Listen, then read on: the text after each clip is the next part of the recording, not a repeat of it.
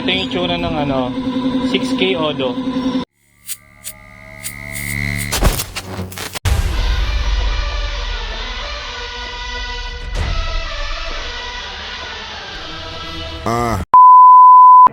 Magandang araw mga chong. Andito na naman tayo sa walang kwentang vlog na ito.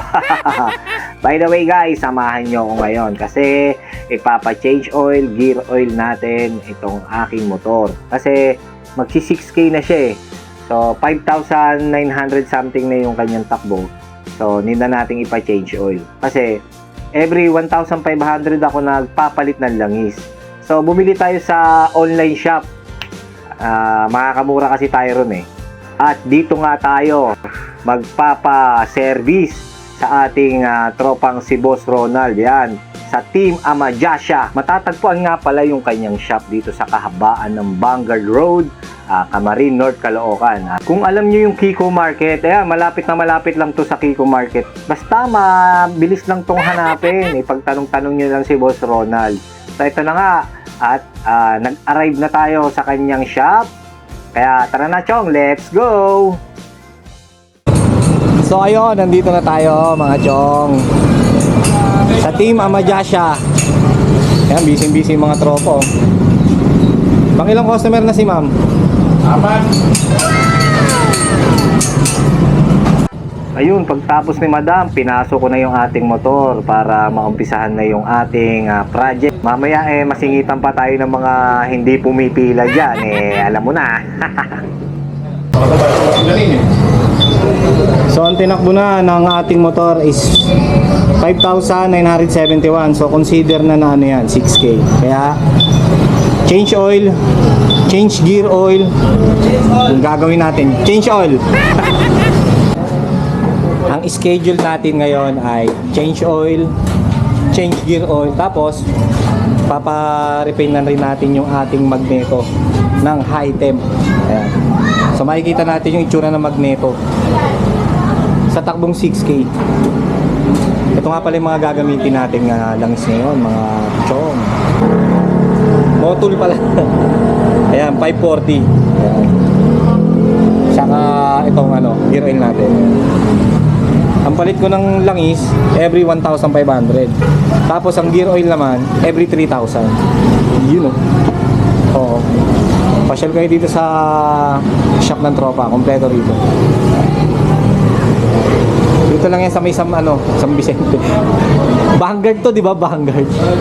Yan, Vanguard. Yan, si Boss Ronald.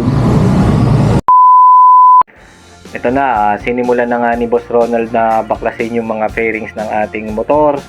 At kasi uunahin niya mag-repaint ng magneto. So kasi hindi natin alam, mamaya mahirap baklasin tong magneto kasi may mga issue nga na ganun. So ito na nga muna yung uunahin natin. At tinulungan na rin pala kami dyan ng aming founder, pasimuno, pinuno, lahat na. Walang iba kundi si Boss to. At nabuksan na rin namin sa wakas. Ayan mga chong, takbong 6K pa lang yan 6K pa lang tinakbo pero ganyan na. So alam nyo na gagawin. Tingnan nyo to.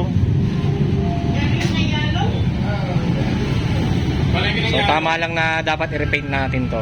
So walang eme-eme ay nilinis na nga agad-agad ni Boss Ronald yung ating magneto. Una, hinugasan niya to ng leaded. Bawal yung regular, kailangan ng leaded lang para mas mura. Ngayon, ito naman yung gagamitin nating high temp paint.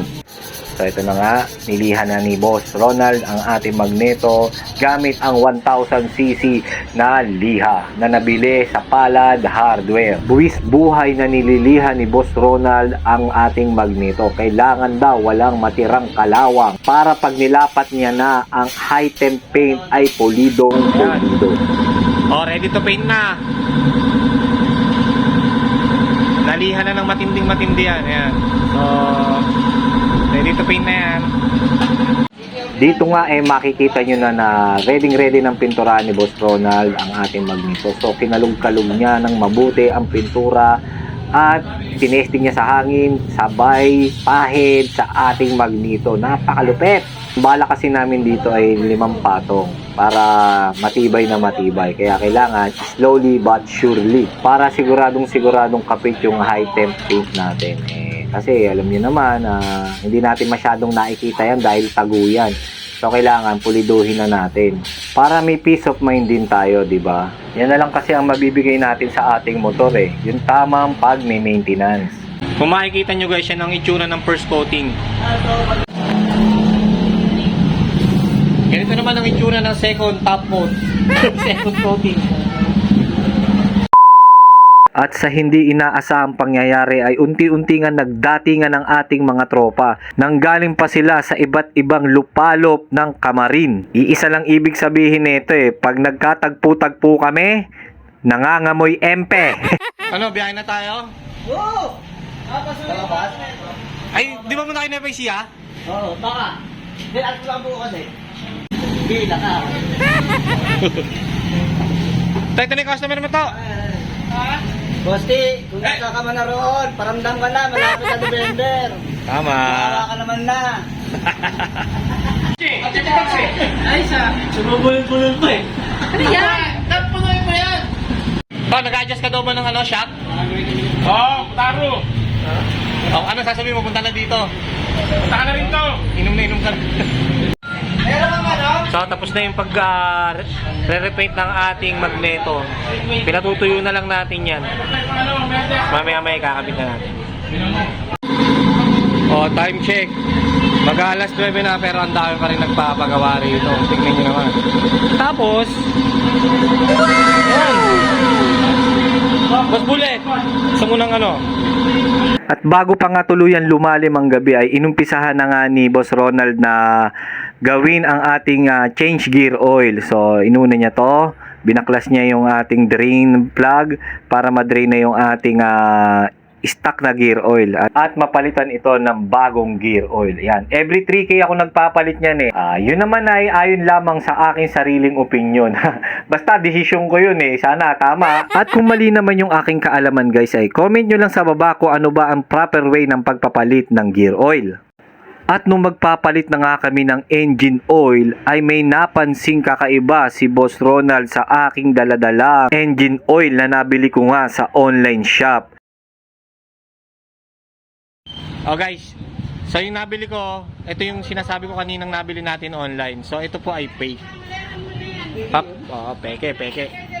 Papakita ko sa inyo yung urig. Ito dito sa tropa, 320 lang yan. Pag urig, ayan, dalawa yung label sa likod. Pag japake, ito tingnan nyo, wala. Siya lang. So, alam nyo na So, wala na to. Tatapon na lang natin to. Ito na lang gagamitin natin. Mas malapot. Time check. Alas 10 na pero ang dami pa rin nagpapagawa guys. Quality check. Ayan, 5 patong. So, alam nyo na kung saan kayo magpaparepaint ng magneto dito lang. Yun no. Glossy pa yan. Naka-top coat pa yan. Ibabapping na lang namin bago namin kabit doon.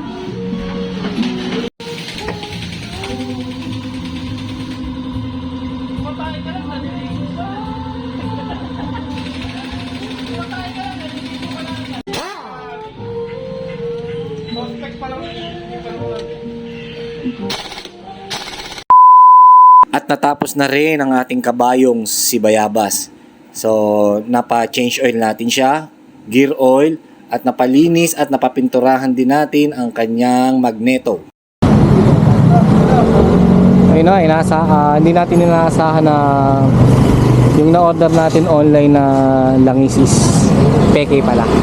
Buti na lang may mga marunong tayong tropa. So,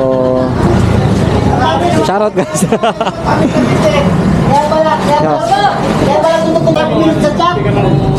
Kaya so maraming salamat kay Boss Ronald. Boss Ronald, maraming salamat Yon. Tapos sa Team Mama Jasha yun Shoutout muna, shoutout. Tapos syempre pagtapos ng mahabang trabaho, shot na shot. Okay, maraming salamat.